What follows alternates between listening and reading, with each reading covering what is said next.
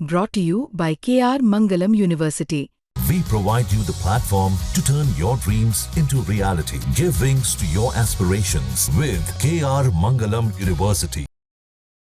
Operation Sindoor और इसके बाद उपजी परिस्थितियों पर भारत का पक्ष पूरी दुनिया को बताने के लिए देश के 7 प्रतिनिधिमंडल 7 समंदर पार 7 महादेशों की यात्रा पर निकले और वहां पूरी मजबूती के साथ भारत का पक्ष दुनिया के सामने रखा, बताया।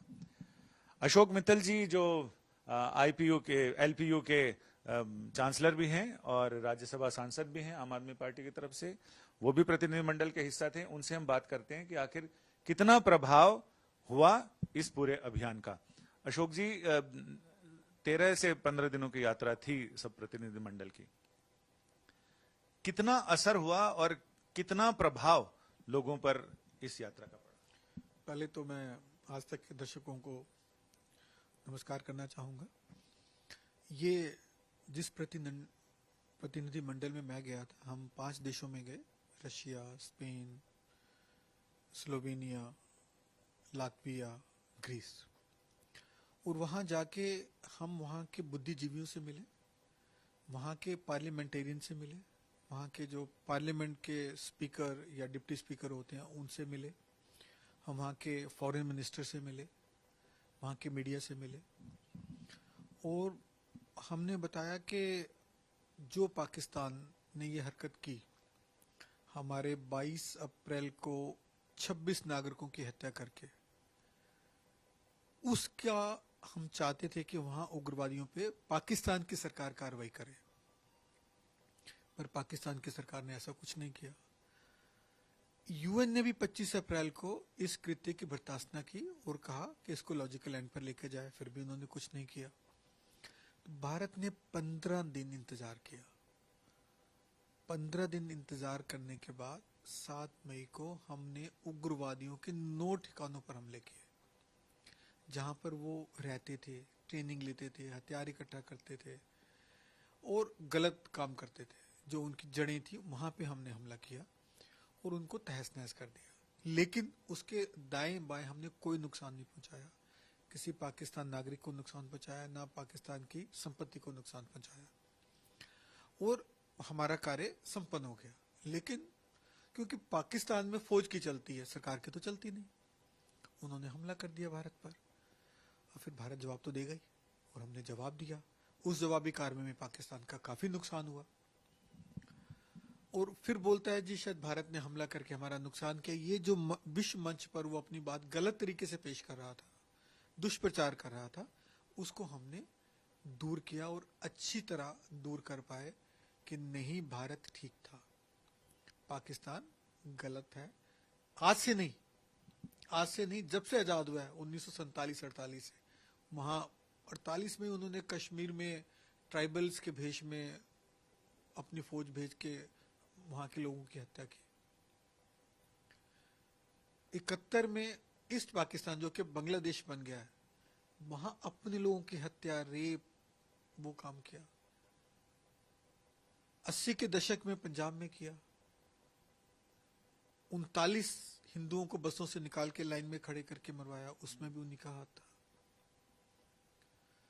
90 के दशक में कश्मीर में फिर हमले किए, उग्रवादियों को भेज के वहां के लोगों को मरवाया।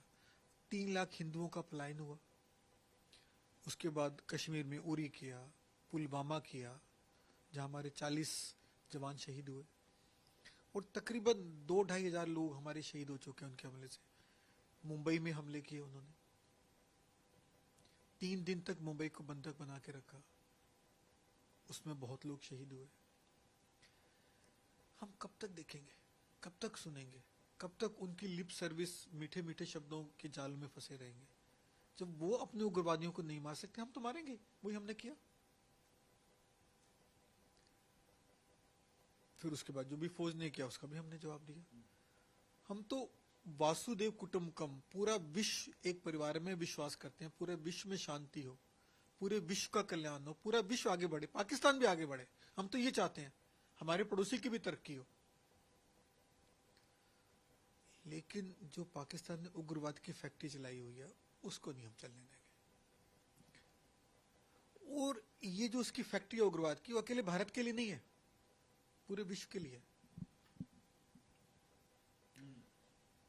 हम लड़ाई अकेले भारत के लिए नहीं लड़ रहे, हम उग्रवाद के खिलाफ लड़ाई पूरे विश्व के लिए लड़ रहे हैं, पूरी दुनिया के लिए लड़ रहे हैं। ग्लोबली एक्सपोर्ट कर रहा है पाकिस्तान। बिल्कुल कर रहा है। हम लोग सॉफ्टवेयर एक्सपोर्ट कर रहे हैं, वो टेररिस्ट एक्सपोर्ट कर रहे हैं। हम लोग सीयूज एक्सपोर्ट कर रहे हैं, वो उग्रवादी एक्सपोर्ट कर रहे हैं। हम दूसरे देशों को प्रधानमंत्री दे रहे हैं, हम दूसरे देशों को उपराष्ट्रपति दे रहे हैं, चाहे कमला हैरिस थी, चाहे ब्रिटेन में सुनेक साहब प्रधानमंत्री बने, या और देशों में आज भी हमारे प्रधानमंत्री हैं। हमारे कितने हमारे देशी लोग पार्लियामेंटेरियंस हैं, हम तो वो एक्सपोर्ट कर रहे हैं। हम सीयूज एक्सपोर्ट कर रहे हैं, हम नडेला एक्सपोर्ट कर रहे हैं, हम एप्पल के गूगल के सीईओ के एक्सपोर्ट कर रहे हैं, हम तो ये दे रहे हैं। और वो हर जगह अपने उग्रवादियों का एक्सपोर्ट कर रहे हैं। हम विश्व शांति चाहते हैं, पूरे विश्व का कल्याण चाहते हैं। आप हमारी मदद करें इसमें।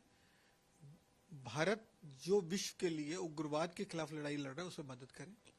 सारे देशों ने खुल के भारत के इस कथन की, इस स्टैंड की सराहना की, खुल के कहा हम भारत के साथ खड़े हैं, हम भारत के प्रधानमंत्री जी के साथ खड़े हैं, भारत की सरकार के साथ खड़े हैं, भारत के लोगों के साथ खड़े हैं।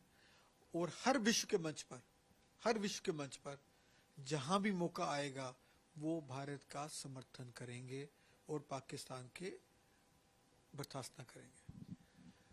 आप राज्यसभा में विपक्षी दल यानी आम आदमी पार्टी का प्रतिनिधित्व करते हैं, लेकिन विपक्षियों का ये कहना है कि जितने प्रतिनिधिमंडल गए वो जाकर इंडियन डायस्पोरा से मिल लिए और मतलब निचले स्तर के लोगों से मिल के आ गए। बड़े लोग जो नीति निर्धारक हैं, जिनके बोलने का असर होता है, कोई विदेश मंत्री हो, किसी देश का राष्ट्रपति हो, कहीं का प्रधानमंत्री हो, तो विपक्षी पार्टियों का यह कहना है कि तो सिर्फ इधर उधर मिल के आ गए और असली कोर तो छुआ ही नहीं। मुझे नहीं समझ आ रहा कि मैं भी विपक्ष वाला ही हूं कि ऐसी क्यों बात कर रहे हैं। देखिए, मैं अपनी ही बात बोलूं तो हम स्पेन में वहां के विदेश मंत्री से मिले, खुले दिल से चर्चा हुई है उनसे। हम रशिया में जो थिंक टैंक है, जिसको कह रहे हैं कि ऐसे वैसे लोग हैं, थिंक टैंक के वहां प्रेसिडेंट कौन है? रशिया के पूर्व प्रधानमंत्री। रशिया के अपर हाउस में मिले वहां के डिप्टी स्पीकर साहब से, रशिया के लोअर हाउस में मिले वहां के डिप्टी स्पीकर साहब से, टॉप लेवल से मिले हैं। और मुझे पता लगा एक शिष्टमंडल जो शिंदे साहब के नेतृत्व में गया था, वो उन्होंने दो वहां की पार्लियामेंट एड्रेस की हैं। और वहां के पार्लियामेंट के सदस्यों ने, एमपीज ने खड़े होकर मौन रखा 2 मिनट का।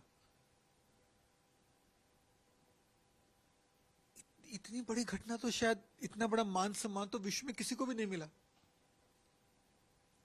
जहां हम जाते थे, वहां के जैसे फॉरेन मिनिस्टर बाहर गेट पर लेने आते थे, हमें बाहर तक छोड़ने आते थे, हमारा इंतजार कर रहे होते थे। तो ये बात, मैं तो खुद साक्षी हूं इस चीज का, मैं तो ये बात तो बिल्कुल गले नहीं उतरती जी। और इससे कितने आप इत्तेफाक रखते हैं कि जयराम रमेश जी का वो बयान कि हमारा प्रतिनिधिमंडल विदेशों में इधर उधर वो खुलेआम उधर घूम रहे थे और आतंकवादी यहाँ खुलेआम घूम रहे थे? मुझे देखो, मैंने उनका बयान नहीं सुना है ये, लेकिन कोई भी इंसान, कोई भी भारतीय, और खासतौर पे यदि वो किसी रिस्पॉन्सिबल पोजीशन पर हो, ऐसी बात कहता है, तो वो मुझे नहीं लगता ऐसे माहौल में, जबकि 140 करोड़ भारतीयों की इज्जत का सवाल हो, ऐसी बात करनी चाहिए। और यदि वो कह रहे हैं कि वो लोग इधर उधर घूम रहे थे, तो हो सकता है उनके कुछ सदस्य ऐसा कर रहे हो। वो तो अपने सदस्यों की बर्दाश्त ना कर रहे हैं, अपने सदस्यों की जो उनकी पार्टी है उनकी इंसल्ट कर रहे हैं, ऐसा खाया उन्होंने तो। और मुझे नहीं लगता कि जितने भी डेलीगेट्स में तकरीबन 49 लोग गए हैं, किसी ने भी ऐसा कुछ किया। सभी अपने काम के प्रति पूरे सीरियस थे, सभी ने पूरे दिल से, जान से प्रयत्न किया है और एक भारत की छवि को उभारा है। मुझे तो याद है कि हमें फॉरेन मिनिस्टर बोलते स्पेन से, बोलते ये डेलीगेशन कि जिसमें 5 में से 4 ओपोजिशन के हैं, लीडर भी ओपोजिशन का है, और आप खुल के भारत सरकार की प्रशंसा कर रहे हैं, उनके साथ खड़े हुए हैं। तो कहा यस, हम पहले भारतीय हैं। ये विपक्ष और पक्ष ये तो बदलते रहते हैं, हम देश के साथ खड़े हैं। जब देश पे मुसीबत, हम देश की सरकार के साथ खड़े हैं, हम देश के प्रधानमंत्री के साथ खड़े हैं। इस मौके पर बड़े हैरान थे सभी, बोलते हमारे यहां तो नहीं होता, पर भारत में तो ऐसा ही होता है। तो ये तो हमारी प्रशंसा हुई है पूरी दुनिया में कि पूरा देश, पूरा पक्ष, पूरा विपक्ष, पूरे समुदाय, चाहे वो हिंदू है चाहे वो मुस्लिम है, वो इस मौके पे भारत की 140 करोड़ जनता के साथ खड़ा हुआ था, भारत सरकार के साथ खड़ा हुआ था, भारत देश के साथ खड़ा हुआ था। एक भी 140 करोड़ की जनता में जहां तकरीबन 20% हमारे मुस्लिम भाई हैं, एक भी घटना हुई उसके बाद किसी भी मुस्लिम भाई को कोई नुकसान नहीं पहुंचा पूरे देश में। ये भारत की शक्ति है, ये भारत की सहनशीलता की शक्ति है, ये भारत के डीएनए का पार्ट है। तो वो सब हैरान हो रहे थे इसको कि आपके तो दंगे हो गए होंगे। कहा हाँ, पाकिस्तान ने यही प्रयत्न किया, पहले हिंदू सिख दंगे कराने का, हिंदू मुस्लिम दंगे कराने का बहुत प्रयत्न किया, 48 से करता आ रहा है, लेकिन कभी नहीं हुआ ऐसा और कभी होगा भी नहीं। आपका बहुत बहुत शुक्रिया। यानी किसी भी देश को, खास करके दुश्मनों को, सबक सभी सिखाया जा सकता है जब इस प्रतिनिधिमंडल की तरह ही, इन प्रतिनिधिमंडल की तरह ही सारा देश एकजुट रहे, एक भावना के साथ रहे, तभी न केवल आतंकवाद को बल्कि किसी भी दुश्मन को, चाहे वो पर्यावरण का मामला हो, आतंकवाद का मामला हो, मानवता के खिलाफ अपराध हो, उसको सबक सिखाया जा सकता है, और ऐसा सबक जो उसकी पीढ़ियां याद रखें। कैमरामैन अशोक भनोट के साथ संजय शर्मा, दिल्ली।